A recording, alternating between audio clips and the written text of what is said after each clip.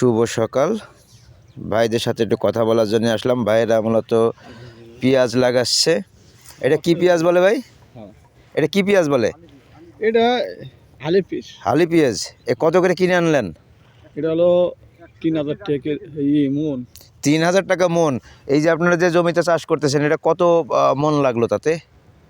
তাতে 2 মন এই জায়গাটা 6000 টাকা। 6000 টাকা খরচ হচ্ছে। এ কয় মাস লাগবে এটা উঠতে আনুমানিক? 3 মাস। 3 মাস লাগবে।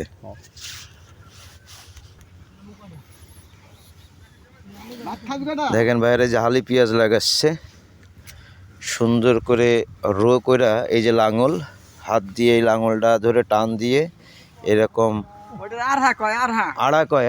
হ্যাঁ, আড়া। আচ্ছা, এটা স্থানীয় ভাষায় আড়া বলে। এটা দিয়ে এরকম দাগ কেটে একটু মাটি চারা দিছে, তারপরে করছে এই তারপর চারার মধ্যে কিল দিয়ে আমরা পেঁয়াজ করতেছেন। চাষ করছি। পেঁপের চারাগুলো তো থাইকা যাবে। এই আপনার পেঁয়াজ তো 3 মাস পরে চলে যাবে পেঁয়াজ, পেঁপেগুলো থেকে যাবে। এটা একটা লাভজনক চাষ। তার কারণ হচ্ছে পেঁপের দাম জানেন যে বাংলাদেশে যথেষ্ট পরিমাণ থাকে।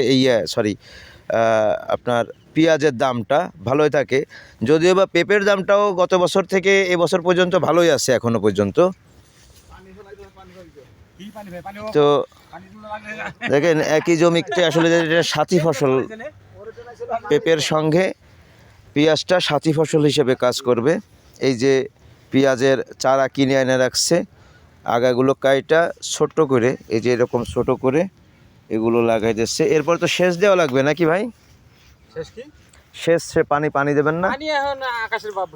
আকাশের বাপ বুঝা।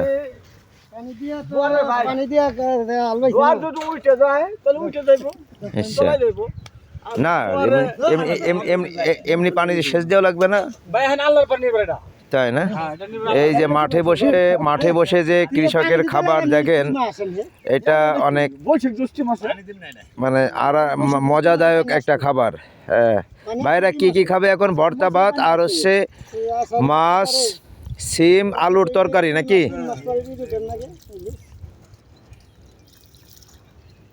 পাঁচমিশালি সবজি, মাছ আর সাথে আছে ভর্তা ভাত। মাঠে বসে এরকম জমির আইলে বসে ভাত খাওয়ার যে আত্মতৃপ্তি, এটাই অসাধারণ। না ভাই, ধন্যবাদ। আমি বাসা থেকে খেয়ে বের হয়েছি, আপনাদেরকে অসংখ্য ধন্যবাদ।